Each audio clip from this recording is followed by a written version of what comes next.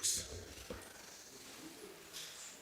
gentlemen of the press, you are aware that today the Progressive Governors Forum, ably led by my humble self, Senator Hope Uzodimma, and my Vice Chairman, distinguished Senator Obasani, the Governor of Kaduna State, we came and had an interactive session with Mr. President and his team, a collaborative meeting, first to congratulate him for the successful inauguration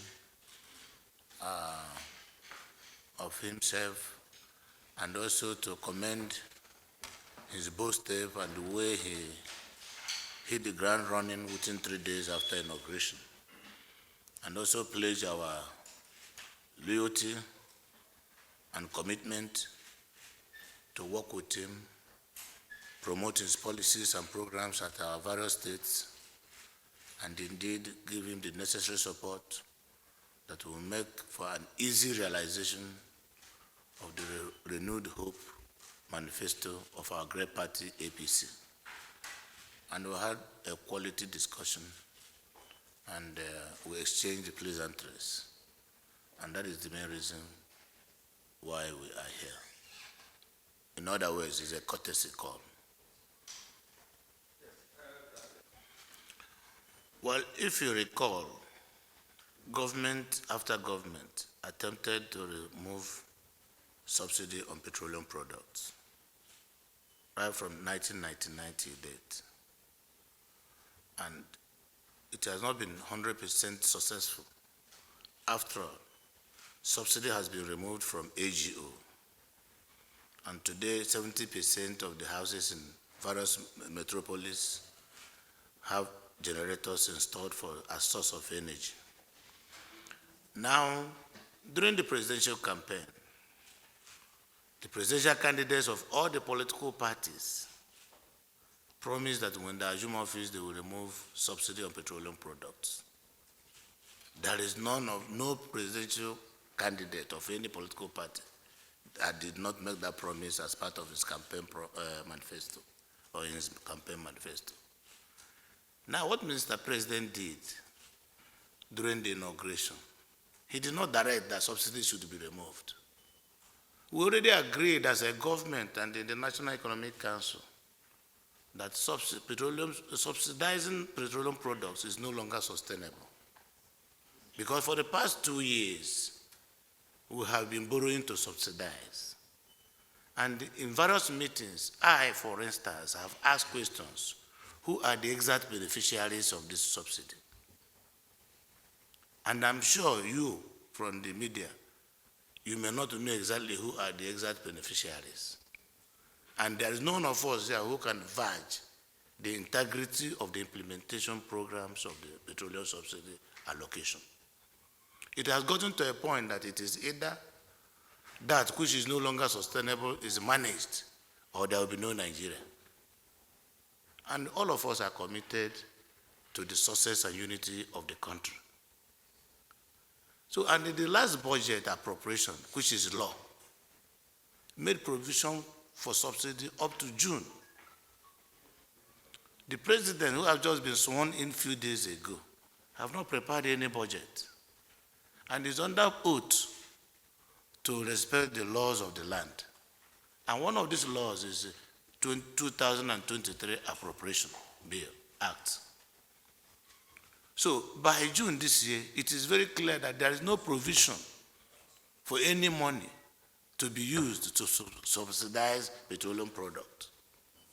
So he mentioned what he did from the address, because I went home 2 days ago, took that address, went through that address, and saw that what the president mentioned passively was subsidy, petroleum subsidy is no longer fashionable and cannot be sustained.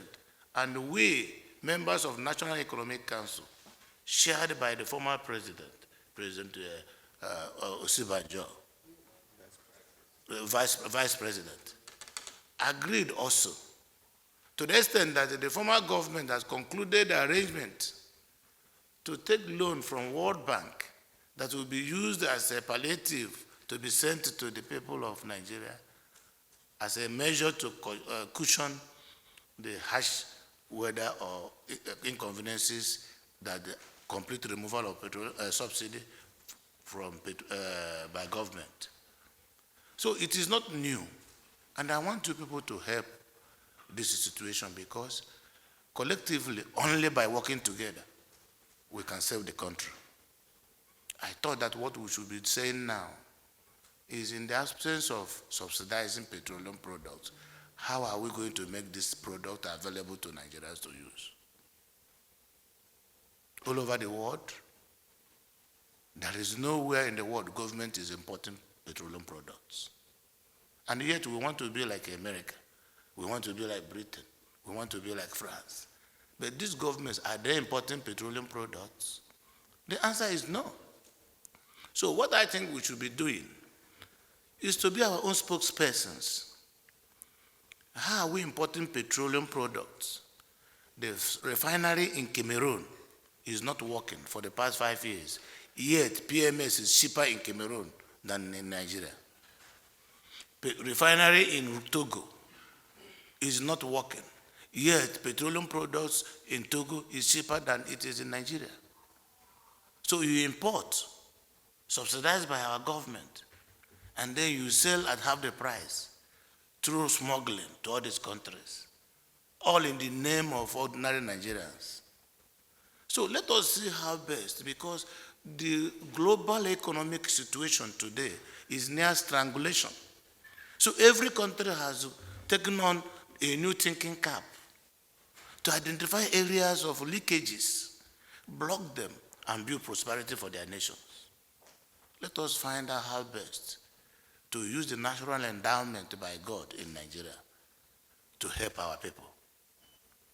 I don't want to agree that if we don't come out and say petroleum products must be subsidized, that Nigeria will not grow. The thing is pulling Nigerian economy down, and by extension, pulling the country down. So we must rise as a people to support the elimination of revenue leakages in our system, so we can grow an economy that will be home-based.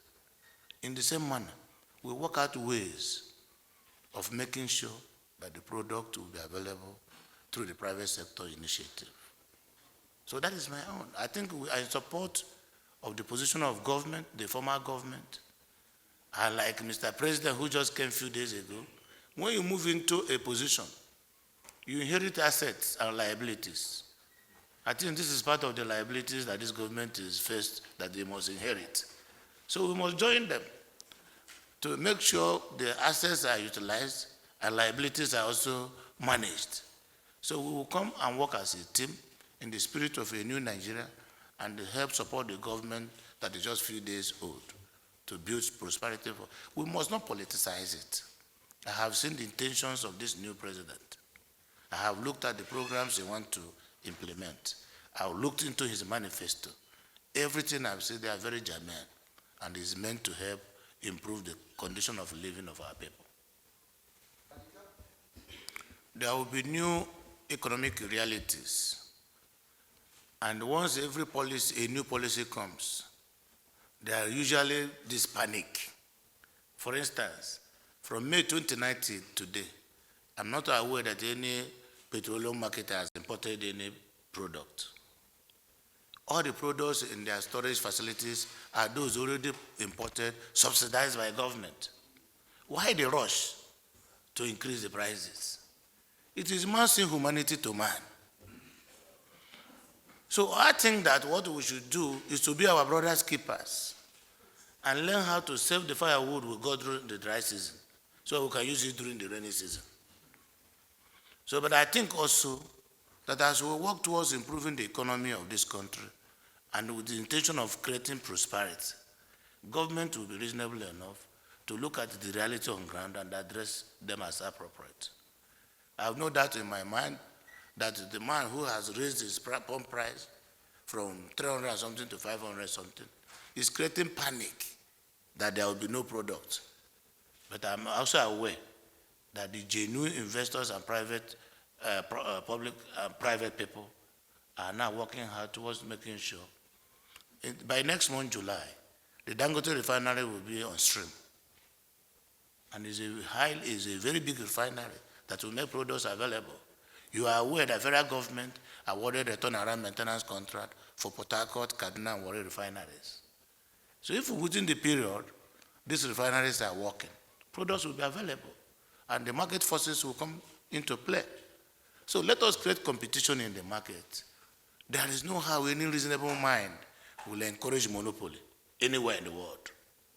Let the forces of the market determine prices. Let demand and supply be allowed to be at play. So those are the things I think we should do.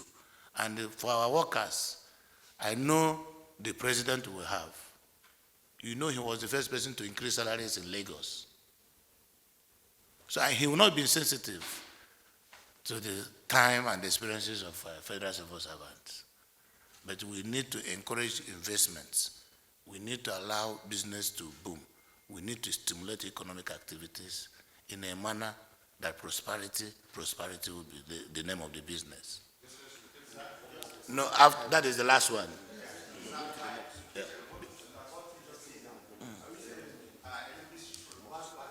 I didn't say that.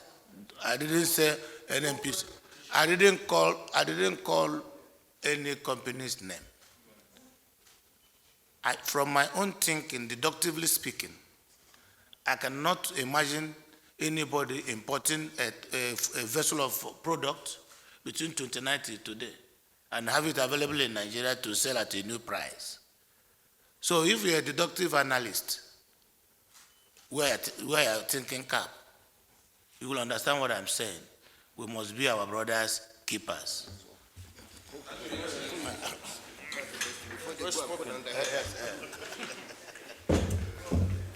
Very well.